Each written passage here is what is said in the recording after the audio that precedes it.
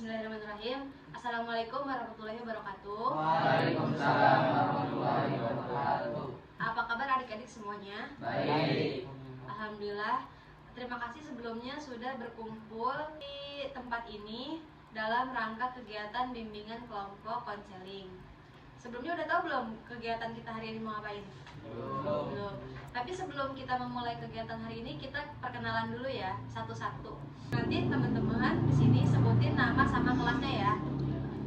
Nama kakak di sini Salsabila Alia, bisa dipanggil Sabil. Ayo dimulai dari sini ya. Nama sama kelas. Perkenalkan, nama saya Rafael Darmawan dari kelas 9C. Kelas 9C. Perkenalkan, nama saya Sarul Ramadan dari kelas 9C. Perkenalkan, nama saya Alifatul Hadi dari kelas 7B. Perkenalkan, nama saya Tesar Arba Putra dari kelas 7G. Perkenalkan, nama saya Fadil Isdihar dari kelas 9A. Perkenalkan, nama saya Sabirin dari kelas 8E.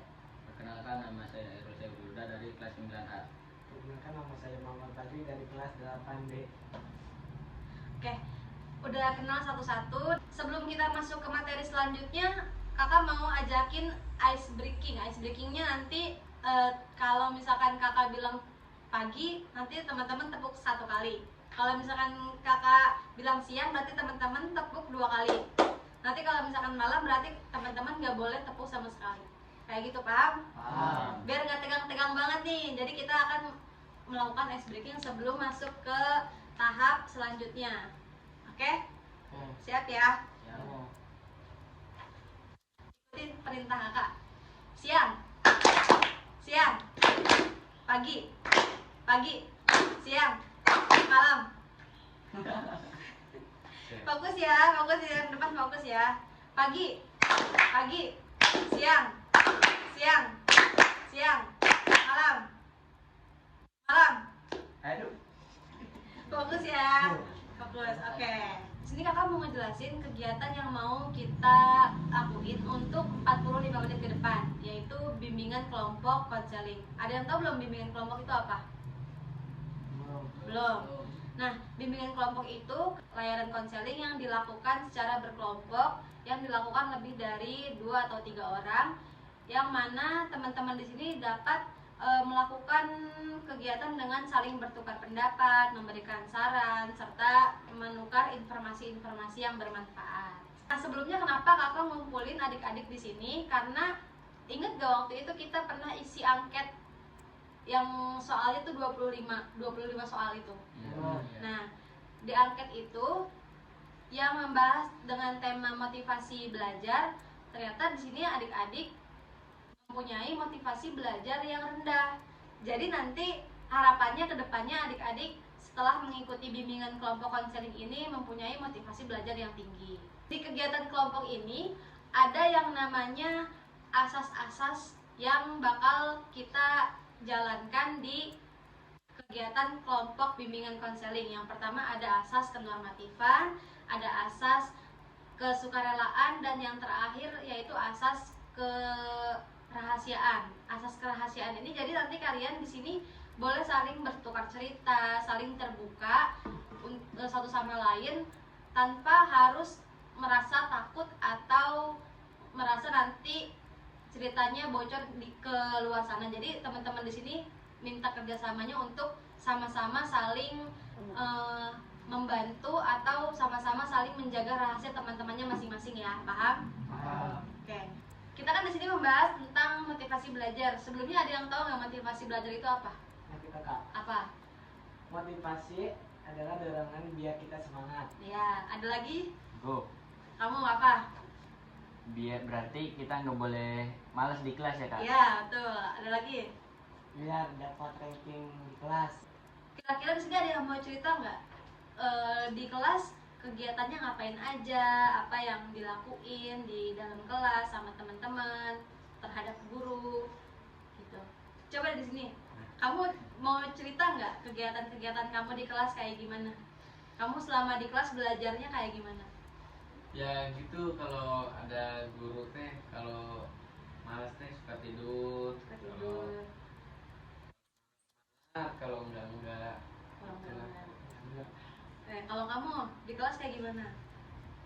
Ya malas-malasan belajarnya, kurang semangat, sering ngantuk tuh. Suka ngantuk di kelas. Ya. Sampingnya kamu juga Sering ngantuk, suka bercanda, males-malesan. terus apa lagi? Udah. Ada yang mau nambahin?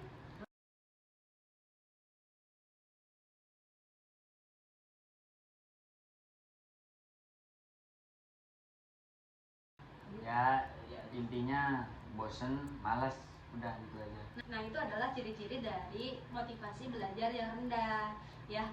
Jadi ciri-cirinya itu emang kita merasa malas di kelas, suka tidur, lebih mementingkan bercanda daripada memperhatikan guru. Nah, tujuannya apa untuk kita mempelajari motivasi belajar ini? Agar nanti teman-teman di sini bisa meningkatkan nilai di kelas, dalam pelajaran, bisa lebih menghormati guru, bisa lebih aktif lagi, bisa mendapatkan juara kelas. Jadi tujuannya itu untuk meningkatkan motivasi belajar yang tinggi. Kenapa sih Kak kita suka ngantuk di kelas, males-malesan sama bercanda mulu?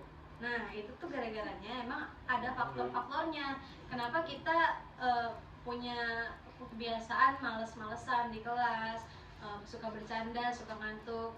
Itu tuh banyak faktor dari motivasi belajar yang rendah. Salah satunya karena kurangnya support dari orang tua, karena kurangnya perhatian dari gurunya, atau ada masalah pada dirinya sendiri, misalkan kurang kurang sehat dalam fisiknya. Biasanya teman-teman di sini yang mungkin agak lambat pikirannya, IQ-nya, atau ada misalkan kekurangan dalam tubuhnya yang agak, maaf ya, agak cacat atau gimana, jadi susah dia untuk melakukan kegiatan belajar. Itu faktor-faktornya itu. Terus gimana Kak caranya supaya tidak malas-malasan di kelas? Nah, caranya itu, jadi kita harus menciptakan suasana belajar yang menyenangkan, kan? Ya. Jadi kita ngerasa jangan bosan di kelas. Ke gurunya juga, mungkin dari gurunya juga harus guru yang bisa mengerti apa keinginannya siswa kayak gimana, lebih asik lagi gitu. Nah, terus juga kamu harus tahu cara-cara belajar kamu tuh yang baik dan benar kayak gimana. Kalau kamu udah tahu caranya, cara belajar kamu yang baik dan benar kayak gimana, nanti kamu juga bakal enak sendiri, bakal ngerasa nyaman dengan pelajaran yang ada di sekolah gitu. Dan juga nanti mungkin cara untuk meningkatkan motivasi belajarnya, main sama teman-temannya yang lebih pintar, yang juara 1, deketin teman-temannya yang pintar kayak gitu. Nah, biar kita tahu cara-caranya untuk meningkatkan motivasi belajar yang tinggi, nanti kita akan melakukan pertemuan selanjutnya ya. Nah, untuk pertemuan sekarang cukup kita bahas sampai sini aja. Jadi nanti di pertemuan selanjutnya kita akan membahas cara-cara motivasi belajar yang lebih tinggi dan untuk membuat teman-teman di sini nanti di kelas lebih rajin lagi kayak gitu.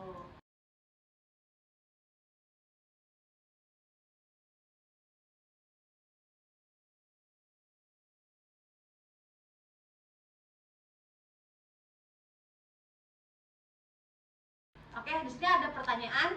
Enggak. Ya, udah. Mungkin cukup sekian pertemuan pertama pada hari ini. Semoga teman-teman sehat selalu. Nanti di pertemuan selanjutnya bisa kumpul lengkap lagi kayak gini untuk membahas cara-cara untuk meningkatkan motivasi belajar yang rendah. Wabillahi taufiq wal hidayah. Wassalamualaikum warahmatullahi wabarakatuh. Waalaikumsalam warahmatullahi wabarakatuh.